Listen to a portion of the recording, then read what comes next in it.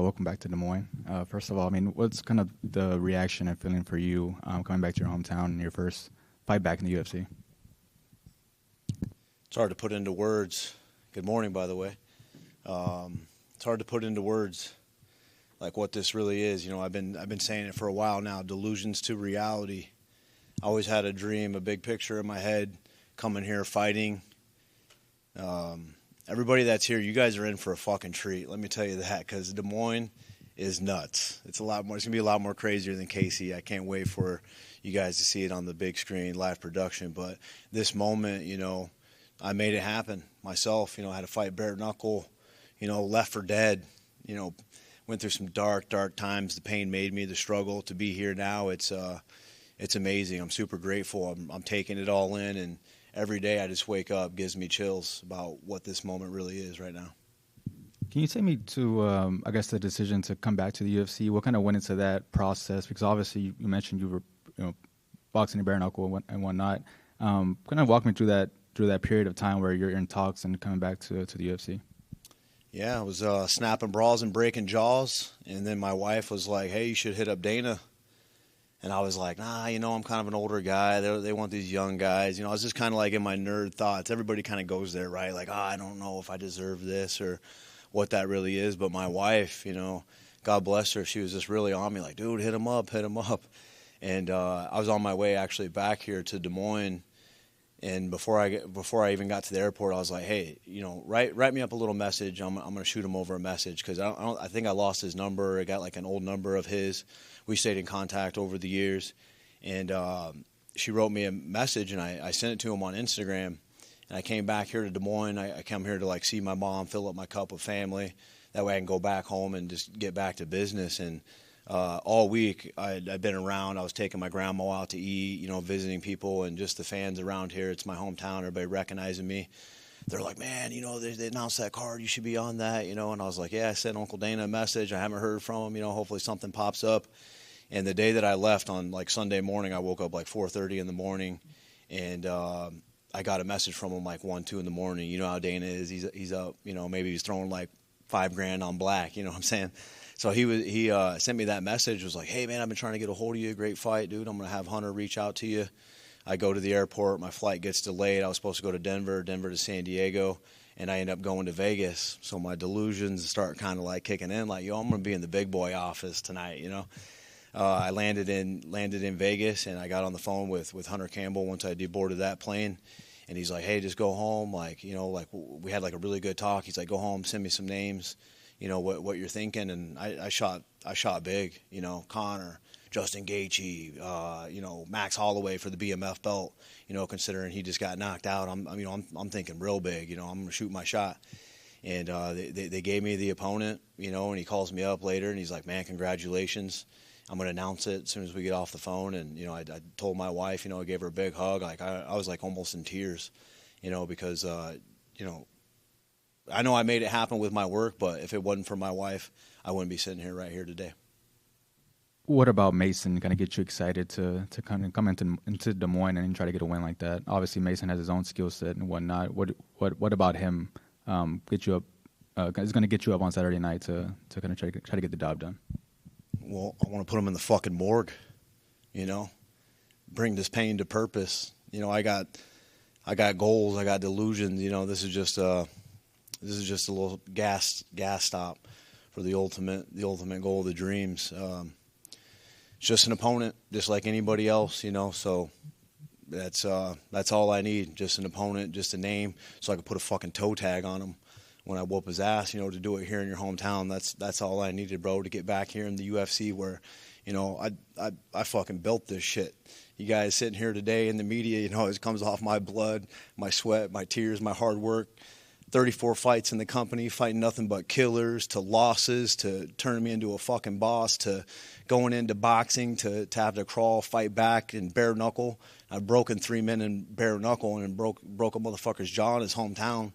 So, you know, I feel like bringing all that to get this opportunity to be here in Des Moines, Iowa, you know, it was, I'm glad I stayed to the course, that I trusted God, that I never broke character, even in my down times when I've been fucking dead broke, left, counted out.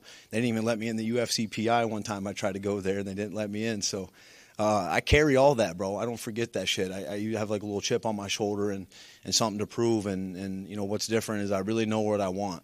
And I've been going after it with intentions, including my train. I don't just train habitually. I train intentionally. And, you know, I made this moment happen. Did you always have that fighter mentality, even growing up in Des Moines during those early years? Yeah, bro. I was never a silver spoon kid, bro. I was growing on a broken home and fist and pain. That's really made me, bro. You know, there's not a lot of people that are born, bred, and built for this, and that's actually truly me. I don't ever have to break character.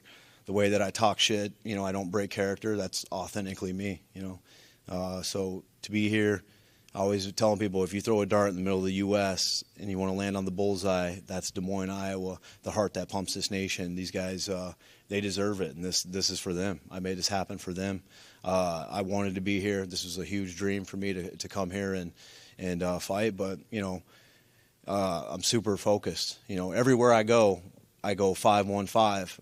You know, whether that's Brazil, knocking motherfuckers out over there, or wherever. You know, it's always my hometown is the way I think about it. But just the fact that it actually really is, I can't wait because, you know, I had to walk through the fire in Philly. You know, people, fuck you, Stevens. Fuck you, Stevens. I love that shit, bro. Bring that, you know. I keep that same attitude. Even when I'm here, bro, I still just picture that fucking darkness, that pain. And, you know, now the table's turned, and, you know, now I get everybody in Des Moines, you know, behind my back, you know, so let's go. What did you take away from your time outside of the UFC? Obviously, bare knuckle is a whole different game in itself, but what did you kind of take away from that time to kind of, I guess, get you going this time around? Man, what have I taken away? Man, I could be here a lot from what I've taken away, but I'll just tell you, you know, like it's not easy. It wasn't easy. It's been hard, bro. It's damn near broken me. You know, I thought about giving up. Like, fuck, man, I got one of the nastiest highlights in the game. Highlight tapes, multiple different knockouts, by the way, not just a right hand. I got right hand, spinning back fist, flying knees, bloody, ground and pound. You know, I could have just hung it up. But I never gave up, you know, and that's what Des Moines is all about, bro. Never giving up, true hard work. You know, I really rededicated myself, and I've been doing a lot of inner work with my mindset and things outside just to kind of keep me going with, like, life outside of UFC, things that are, you know, that I had to really dig up in my past, heal from. And not only have, like, I've been aware, not only have I healed, and now I feel like I'm on the third part, which is like I'm regenerating patterns in my life, breaking generational curses and doing things that, you know, shit, I'm proud of me. Let's just say that. I'm proud of me. I'm proud of the man that I was during those hard times. I'm proud of the man that I am today, sitting here right here talking to you. This is my last question for you. How would you just describe the skill set that Mason has? I don't give a fuck, bro. I'm worried about me being the most vicious, ferocious, malicious fighter. I don't care about the opponent. I'm focused on my task, my job, and what I got to do to go in there and put a motherfucker in a body bag, put him in the morgue, you know, and do what I do. Hey, Jeremy, over here. You trained with Josh Neer and the guys at the Militich Fighting Systems earlier in your career. Those guys are all gone. Robbie Lawler, Rich Franklin, Tim Sylvia, you know, no longer compete. You're the last one still standing. How does that feel for you to be the only guy left in the first card in Iowa in the last 25 years? Yeah, that's so funny you mentioned that, bro. You ever seen The Sandlot in the picture? Everybody starts fading away, and there's only one, the chosen one. Everybody gave up on him, doubted, counted out. They threw me down in the well. You know, you ever seen the movie The Ring? They put the cement lid, and they're down in the well, and the girl comes crawling out. That's what I had to do, man. So this feels fucking good. And then you threw out the first pitch, either it was yesterday or sometime this week for the Iowa Cubs game. What was that experience like?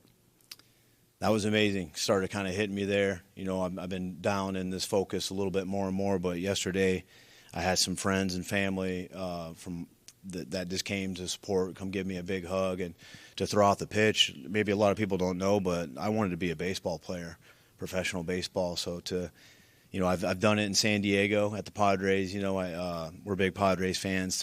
But to come here in Des Moines, Iowa, to have my family come give me hugs and embracing me, having good conversations. Even my grandfather, Heathen, he was there, and to go and get that ball across the plate, it's a dream come true. This is amazing. It's an amazing time in life for me right now. I'm super blessed, super happy. And this is years and years in the making, inner work, hard work. My coaches, my team, my friends over there that you see, this is many, many, many years of hard work and just dedication. And this is for them as well, just as much as it is for me. And then what's your mentality on this run? You're facing, a newcomer in Mason Jones. And with a win here, are you trying to stick around and go on another push towards, a title or a ranking yourself? In Iowa, we buck hunt, and I got slugs for fucking lead, you know what I'm saying? Like I said, I put another legend mounted on my wall, is what I said after I beat up Eddie, and broke him there. And then this is just a young buck I'm going to take down and mount him on my fucking wall, and then it's on to the next, baby.